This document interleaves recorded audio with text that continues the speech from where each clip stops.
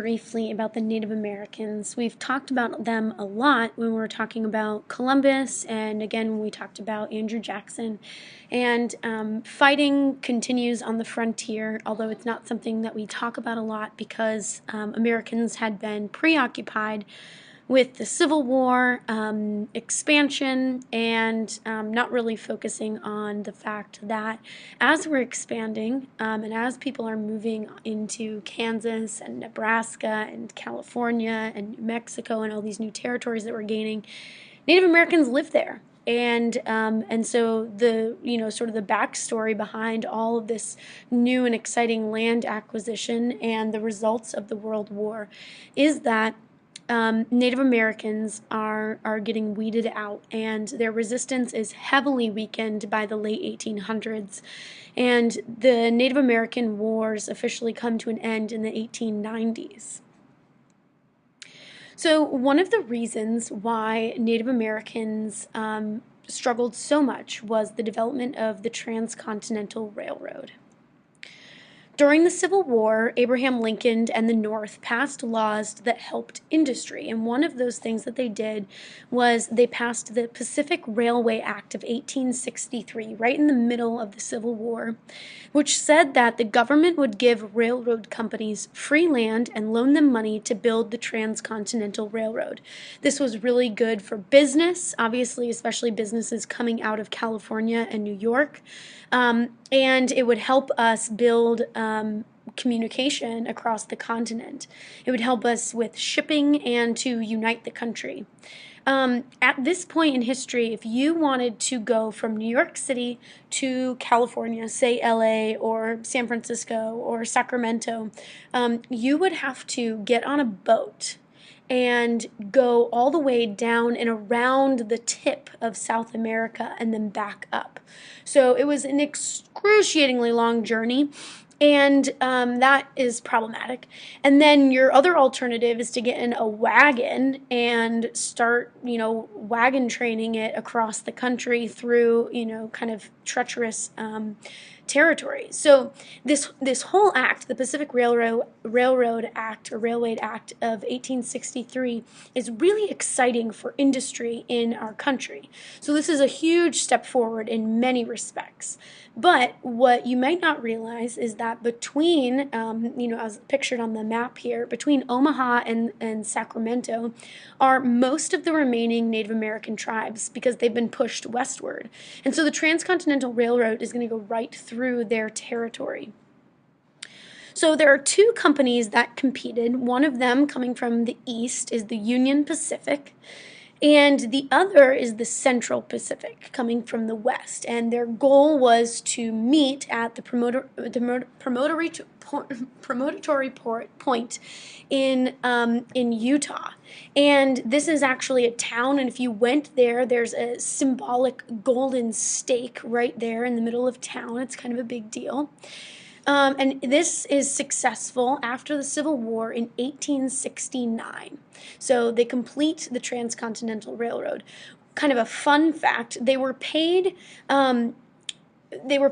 per mile. And so this is kind of hilarious, they were paid by land. So the amount of land that if they put the rail down, they got to keep that land. And so that's essentially, they're getting paid per mile or per acre that they use. And so these two railroad companies were in no rush to get to the midway point. And so they actually wiggled their lines so that they would acquire more land. So the railway would actually, swerve west for a few miles, then go east for a few miles, and then north, and then south, and then up. And so wiggling all their way so that the railroad companies could get as much land as possible. So there's some tension here, obviously, because you now have this railroad going through these new areas. This is really exciting in that, obviously, telegraph lines start to follow. New towns start to pop up along the railroad because it's now practical to live in those towns, because you actually will get access to resources, clothes, and other goods and services from the cities will make it to you. You don't have to rely on like months and months of time passing as carriages come through. So the Native Americans obviously claimed that the land was theirs, and also the railroad goes right through one of the big buffalo habitats, and Midwestern Plains Indians relied on buffalo for the meat, for the skin, for the fur, for everything. They used everything in the buffalo. So the government, to promote safety on the railroad, encouraged the killing of buffalo. And you can see in this picture, there are people literally riding the train, just shooting buffalo down. And this is to improve the safety on the rail tracks. And then sort of a sneaky secondary policy is to hurt the livelihood of Native Americans, to make it harder for them to survive. So in the process, millions of buffalo were killed and left to rot. And actually, buffalo as a species are pretty rare in our country. Although you can still get buffalo meat, but it's usually something on like very special farms and other things where they breed buffalo. Here's a picture, I think this one is also in your textbook, of two men showing off their collection of buffalo skulls slaughtered on the Western Railroad, just to give you an idea of how many buffalo we're talking about. This is just two men. You can see, the two guys stacked there in comparison to the number of buffalo heads. So this is an incredible amount of buffalo killed. And one of the things that's important, thinking about being respectful of other cultures, these people that are killing the buffalo, they're coming through and they're just shooting them dead and leaving them to rot. And of course, Native Americans who have been using the buffalo hide, skin, bones, everything, see this as complete disrespect and can't even begin to understand this sort of mentality to just sort of slaughter a species, especially one that they are so reliant on. So we have a number of incidents that develop on the western frontier, and each of these are unique, and they're known as Indian Wars, or the collection of Indian Wars, or the end of the Indian Wars. And one of the things that's really interesting about these is how the United States military treats the Native Americans in these cases. And the names that I'm putting up here, Sand Creek Massacre, for example, for this first one, these are names that the U.S. government gave these incidents after reflection on what happened. So this is not a name I gave it. This is something that the U.S. government called it. It's called the Sand Creek Massacre. And this particular instance started in Sand Creek, I think this is in Wyoming, or Colorado, and General Chivington, who was a U.S. general, slaughtered Cheyenne natives and their chief, Black Kettle, who had been flying a white flag over his tent when they marched. 150 Native Americans were killed while fleeing this scene. Men, women, and children's private parts were cut out during their life and while they were dying. They also cut off fingers and other things to get rings, and their heads were smashed in. So these are just some of the atrocities that were committed at Sand Creek. This incident started because a couple of these Cheyenne natives went into a frontiers village and killed a couple of people. And so this leads to the result is 150 Native Americans dying. This is a complete overreaction to what should be dealt with as a murder. Of course, if you were a Cheyenne Native, you would say that these frontiers people are encroaching on their territory and it might be justified. But obviously the way the United States responded and dealt with this situation is extreme, to say the least. And you can see in this painting that was done after the fact that Native Americans are fleeing and they're outside the village and the U.S. military is chasing them. Chivington, of course, was seen as a national hero following this event, and actually went around the country giving talks on Native Americans and how to deal with Native Americans, and people went to these talks and respected him. So he was seen as a national hero in the years following, and then, of course, the Senate reviews this incident and considers it a massacre. Another battle, known as the Battle of Little Bighorn.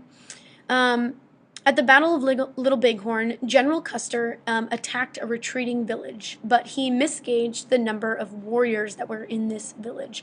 Custer and his men died within an hour. They were searching for this tribe. They saw the tribe retreating. They thought this was a perfect opportunity to sort of pounce on them, and obviously they dramatically misjudged this. Custer had been a war hero. Many people respected him, and so when he died, people reacted pretty upset as a result. This was seen as, the biggest mistake that he could have ever made. People see him as kind of a fool for getting himself into the situation. There were about 3,000 Native American warriors living in this village. I think it was a Sioux village, and General Custer and his men were completely slaughtered. News of the battle reached the East Coast, and there was a frenzy of anti-Native American skirmishes in the U.S., and so this sort of shows the nationalism that people felt uniting against Native Americans. A few Native Americans died as a result of this, if they interacted with white frontiers people especially. This was considered the Plains Indians' last stand. Many Native Americans that were involved in this fled to Canada to try to get away from the persecution that many Americans felt towards them. But most natives fled to Canada or were moved onto reservations. The Nez Perce are a native tribe that are based in New Mexico, and Chief Joseph led the Nez Perce, women and children, on a 1,000.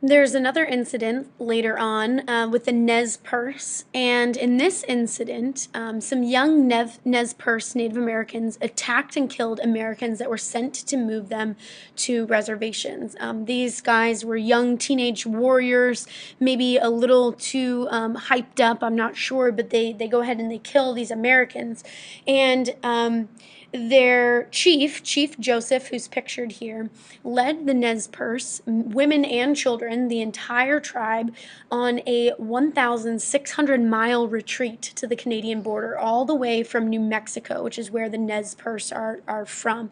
So they went all the way from New Mexico, which is on the southern border of the U.S., all the way up to the Canadian border. This is an incredible feat. They won or stalled the U.S. military that was pursuing them at 13 battles along the way. They won or stalled them in 13 battles, and they made it almost to the Canadian border. They were miles away from the Canadian border, and they were captured, and from there they were sent to reservations in Oklahoma. And Chief Joseph gives a pretty spectacular speech at the close of this battle. This speech is actually available on digital history if anybody would like to see it or read it. At Wounded Knee, troops arrested and killed the Sioux chief Sitting Bull. And Wounded Knee is a pretty important event in American history. This is probably arguably the most important of the four that I'm telling you about today. Sitting Bull was their chief, and they arrested him, and whether accidentally or not, Sitting Bull is killed. And the Sioux surrendered, fearing that they might, be attacked, because their chief just died, and so they surrendered. And in the process of turning over their weapons, a gun went off, and in response, and we don't know really who started it, and so that's sort of why we have a generic phrase there. A gun went off. Who knows who shot what? But a relatively unarmed Sioux population was killed by the U.S. Army, so about 200 to 300 Sioux natives. This was the symbolic end to the Indian Wars. And one thing that I should mention, this is a term that was in your book. The Sioux natives at Wounded Knee were doing something known as the ghost dance. And this dance was intended to revive sort of the buffalo, to bring the buffalo back, to revive Native American lifestyle, to revive their hopes and other things. And so this was a spiritual dance performed around a fire. For those unfamiliar with the customs of the Sioux tribe, this was a little scary. And so the reason that Sitting Bull had been arrested was because the U.S. Army was really fearful that this ghost dance was the beginning of an uprising, and they wanted to quelch that. So they arrested Sitting Bull, and obviously the Sioux surrendered, as a result of Sitting Bull dying and other concerns about the U.S. intentions. So this was the symbolic end to the Indian Wars. Ghost dance didn't work. 200 to 300 Sioux are killed. The rest are moved to reservations. And this is the last real form of resistance, if there was even resistance at all, in this case. And it sort of shows no more major battles or maybe major incidents happen after this, and the result is complete, maybe not complete submission, but at least an end to violent interactions between Americans on the frontiers and Native Americans, and almost all Native Americans are moved to reservations within a year.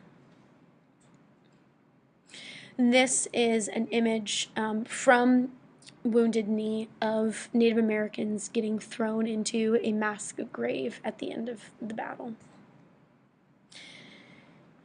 Here's another image of sort of the aftermath. So after these incidents and even during some of these incidents, there was a push for some sort of new Indian policy. A lot of Americans saw the massacring and slaughtering of Native Americans as unjust. I can't imagine why they would think that. And a lot of them saw this as barbaric and archaic. This is something that Columbus had been doing all the way up through in U.S. history. And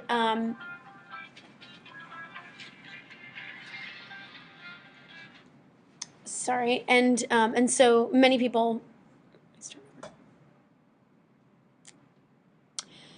So after these Indian Wars and during sort of the end of these Indian Wars, there was a push for some sort of new Indian policy. And that push came largely from this idea that maybe the way we've been doing things is a bit archaic. And so Native Americans, many Americans start thinking that perhaps we need to change the way we look at Native Americans and our policy. Massacring Native Americans is something we've been doing since Columbus, and perhaps it's time for a change, and especially now since their resistance has been weakened. So the idea is kill the Indian but save the man. So this is a phrase that was used a lot: kill the Indian but save the man, meaning don't kill the person, don't kill the being, but kill that, sort of savage part of him. And this is pretty intense perspective, and even though this is a nicer policy, it's definitely not any sign of cultural acceptance between the groups, and especially not on the part of the Americans. Federal Indian policy during the period marked a departure from earlier policies that were dominated by removal, treaties, reservations, and obviously war and massacres. The new Indian policy focused on breaking up reservations by granting land to individual natives that were willing to assimilate. And assimilate, you can see the root word similar in there. So any natives that were willing to become similar to you Americans. So you can see in this picture here, these young natives are wearing what looks like American white clothing. If they're willing to do that, then this is awesome, and we want to give them land, and we also want to break up reservations. One of the concerns Americans had was that tribes sort of owned a big plot of land, and so one tribe, like the Sioux, would own a huge chunk of acres, and Americans wanted to break that up and make it possible for that land to be exchanged, bought, and sold. We were trying to avoid having many nations within the United States. So another thing that we did to try to assimilate Native Americans is we would take Native Americans, and they could be sent off to boarding schools to rid them of their barbaric habits. And this was really good for Americans because it taught them American ways, and when they went back to their reservations, a lot of these children didn't know a lot of the tribal rituals. They weren't accustomed to a lot of things, and so unfortunately for these kids, they really didn't belong anywhere because they had dark skin, so they didn't really belong in the white-dominated American society.